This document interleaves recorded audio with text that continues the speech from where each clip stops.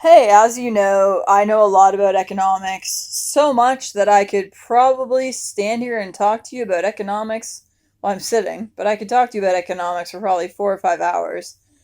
Once I get into it, once I get rolling, once I get to about the second hour, then I'm really on my wheels spinning about economics. But I'll just do about a 4 or 5 minute video here about the current state of the North American economy. So, entrepreneurs are starting new ventures to employ the impoverished in North America. So, not so much in Canada. Canada doesn't have that many poor people. The states, the thing about poverty in America is that it's all very fast and it's all very loose about poverty. A guy can be poor one day and then he gets a call from his uncle, "Hey, I made you a trust fund, call this lawyer." And he goes to the bank and withdraws $25 million and goes and buys a mansion, and then he's got like a yacht and he's got all this stuff, and he was poor yesterday. So that's American poor. Like it's overnight you're rich again. And then in Canada, a lot of people are wealthy, but they lock up their funds so they can't access their money. So that they're acting as like a poor person and they can't get to their money because it's all locked up. So they're thrift shopping and they're dollar store shopping and they're budgeting like $1,000 a month to get everything they need.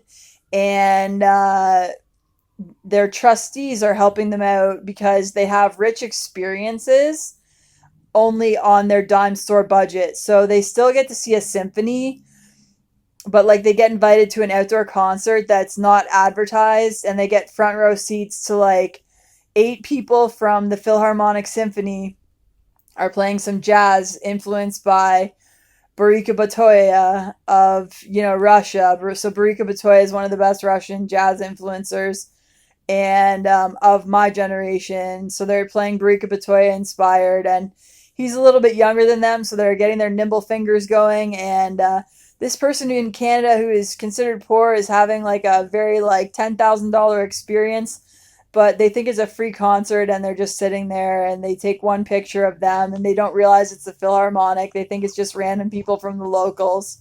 And they flew in here with their instrument and it's like their best instrument that they take the most care of and they practice at home with.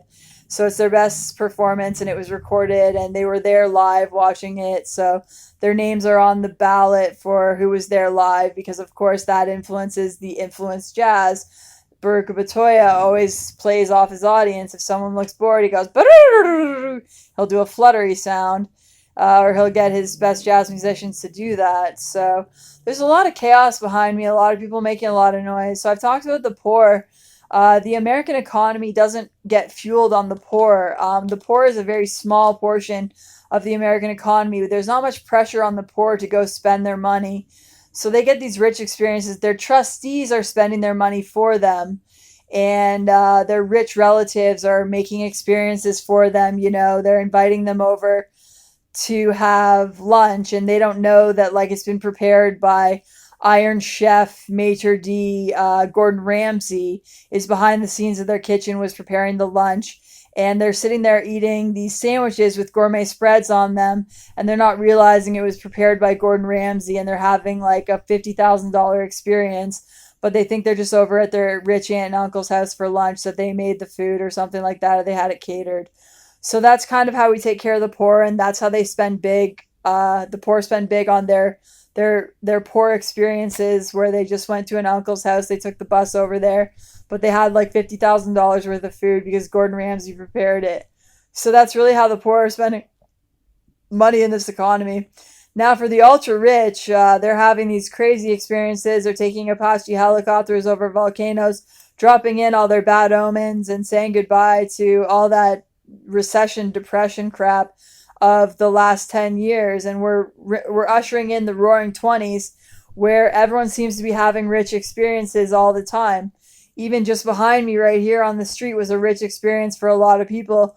There was music, live music, DJ music, a lot of variety of clothing to choose from at reasonable prices. So they were having a rich experience. That was for the moderately middle class kind of rich experience. So,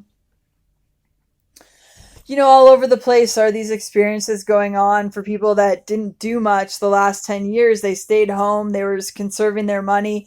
They weren't sure where their next paycheck was coming from. If they were employed, their employer was doing cutbacks and setbacks and all kinds of layoffs and stuff like that. And they were just wondering when it was going to be their turn. So they were saving up all their money in case they were unemployed. So even the middle class and the middle working class is what I mean.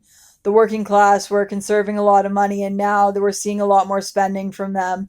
So it's a rich economy. If you want to make some money, put together an experience for people, pick your audience. Do you want poor people as your audience? Then you have to go to trustees and get them to pay. So if you wanted poor people as your audience, you call up a large bank and you say, I'd like to speak to the head of trustees. And you find out, do you have a group of about 20,000 that I could put on a free concert for in Philadelphia and like get them bus transportation? Like the whole ticket is like $20 and just make it one of those like almost like a free concert, but they have to pay $20 as their entrance fee. And I'll make it like the best bands in the world, but they just won't introduce themselves, and they'll be so far back from the stage that they won't recognize that it's like Green Day and like Foo Fighters and like all those cool bands, and we'll get them like back on track with their rock and roll. And you can do this. You can call around to different trustees, get them to pay into it, so that the artists are getting paid richly, but the poor are getting there on $20. So that's how to throw an event for the poor and still make a lot of money. As you go to the trustees, because a lot of poor people are still worth a lot of money. It's not like they're actually worth what's in their bank account. They have money. It's been decided by the family, it's been decided by them, it's been decided by powers above them that they're not going to have access to a lot of funds. They're going to be living a poor life, but they're going to have rich experiences, and they're going to have some nice things like some custom clothes that they put out for them at thrift stores. And that's where they have to go to pick up their stuff. And they have to look through everyone else's stuff. And yeah, so if you want to have a rich experience for the extremely wealthy or the working class or whatever that is, find the money source. Go to where their money is held and find out how to get a big payment from them. So you want to be talking to bankers right now about like, okay, do you have like a lot of working class people banking with you? They'll say, yeah, we've got about like 500,000 working class people that hold over 25 million with us. You're like, well, I'd like to tap into that. So how do I get them to spend about $1 million on this experience I've got going? It's an around the world trip led by world explorers who are going to explain to them different cities. And so they loosen up $1 million. They call up the traders trade up for $1 million. They get them $1 million of new money. They call the rich people who are working class and they say, hey, you made $1 million. I want you to withdraw it. Put it in a checking account.